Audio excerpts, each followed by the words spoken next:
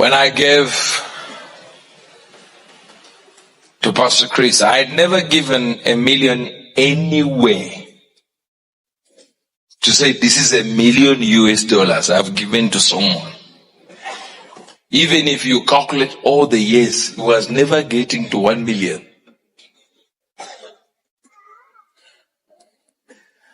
I remember after giving a certain level, I went to my house. And as I slept there, I saw heaven open. And I see the Lord Jesus on the podium like this, just a podium like this. And he would call generals, and there was an angel who would be handed a paper, and the angel would shout, Oyedepo. And I saw Bishop Oyedepo go to this, and he said, what is the number of your buildings that you have given to the Lord and for the Lord's service? He would read, and would be waiting there. And I was just like, wow. And then Adeboye, then these great men of God are coming. And then there would be some people who would be called as well to say something in, they would say, Oyedepo, another person would come and is asked the same question. Then Pastor Chris is called. Said, give us an inventory. Give us what you have done for the work I've sent you. And he would come and say, okay, we have these buildings, we have these buildings, we have this building. I was just there going like, wow. Pastor Chris, these generals have done a lot of work that people don't know. The numbers of things that they were talking about, the amounts that they had used in billions, and I was like, nah.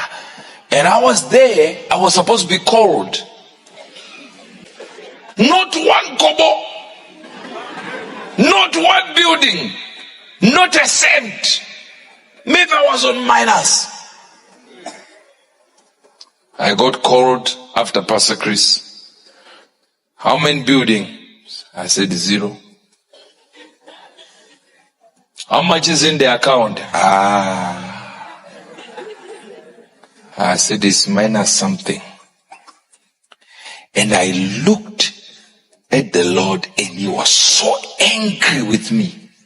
Like you're talking about the loving Jesus, angry, where you see lightning shots in his eyes.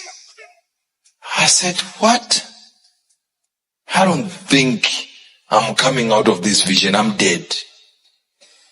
But the people don't give. When you are giving reasons like, how can I be asked this question?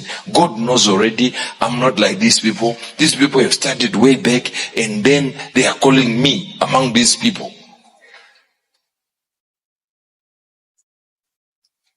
Forget what visions you were told, you were what in prophecy, what your pedigrees in the prophetic.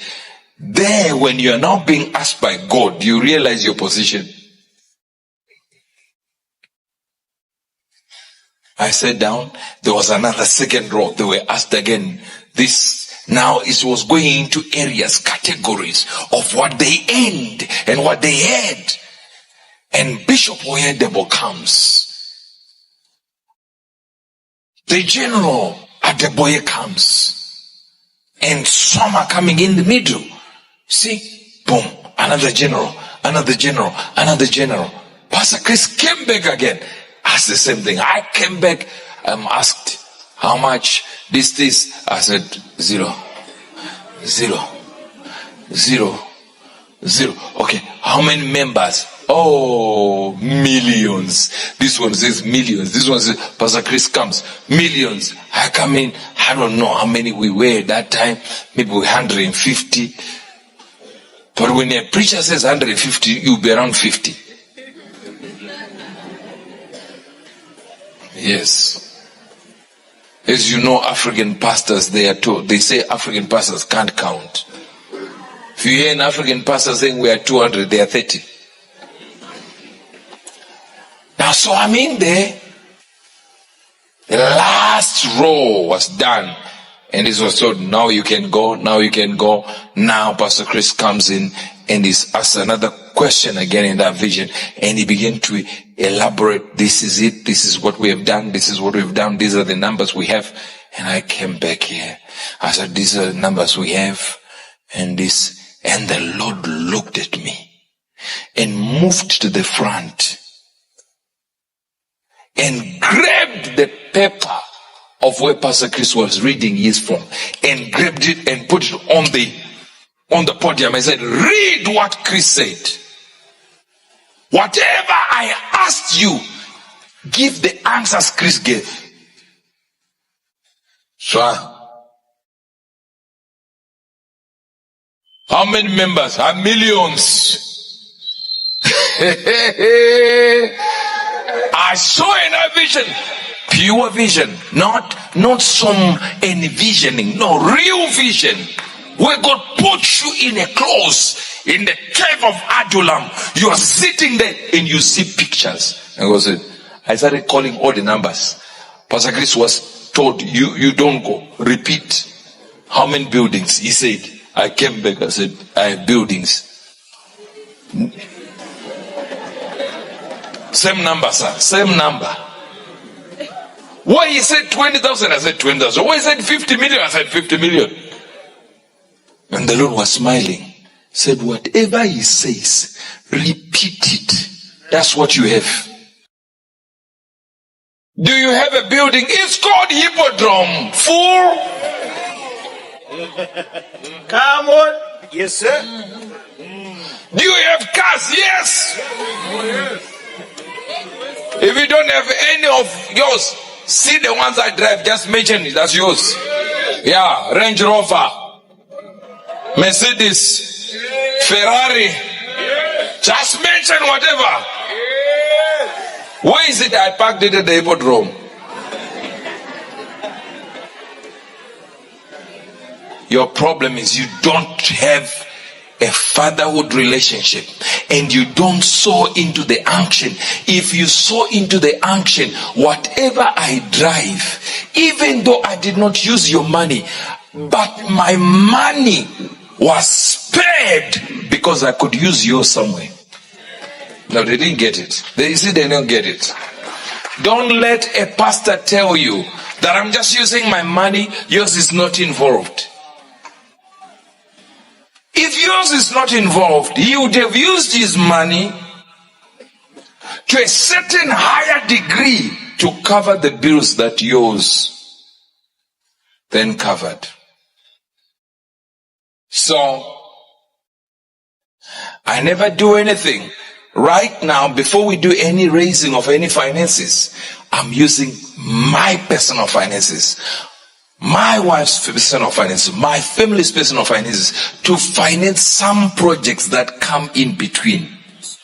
And when we get towards Missions Week, now I know you've raised your money for that building I was taking care of. Now you take care. Yes. I can do this now. Yes. I'm not free. Yes. But you're sitting there. There's nothing you have decided. Men of God, young men of God are the perpetrators of this. That all they want is free. Just lay hands on and I'm going. How come you have very few people that have made it in ministry? I did a calculation here, and I said even if we give it a try and give it more than it's worth, we can have at least 3 billion Christians, and only 30 popular Christians. 30 popular men of God and women of God. That's it. I know you think there's so many. They're not. Trust me. If you look at the people you think are huge, they are people that can leave Zimbabwe, preach in England to other Zimbabweans. Never a coat of many colors. Because they can't go beyond because they have not chosen to submit. They have not found a mentor. They have not craved what he has. They have not listened to the words. They have not found a career. They have not sown into the career. They have not engaged in a soul tie with the career. And they have not sought fatherhood with the career. Find a career. Crave for what he has. Crave for it. Engage with the words of your career. So seek a tall side.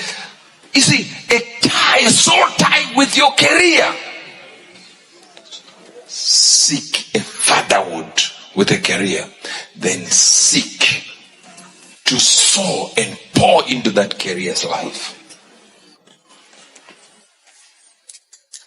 One time I used to say, I have only 3,000, I have 20,000, I have 5,000, I can't send Pastor Chris. No, I can't send it. It's too little. Too little for who? That's what you have. That's exactly what you have. Don't live beyond what you are able. This is exactly what you have. I saw in a vision, pure vision, not some envisioning, no, real vision. Where God puts you in a close, in the cave of Adullam. You are sitting there and you see pictures. And I looked at the Lord and he was so angry with me. Like you're talking about the loving Jesus, angry, where you see lightning shots in his eyes. I said, what? I don't think I'm coming out of this vision. I'm dead. And the Lord looked at me and moved to the front and grabbed the paper of where Pastor Chris was reading his from and grabbed it and put it on the podium and said, read what Chris said. Whatever I asked you, give the answers Chris gave.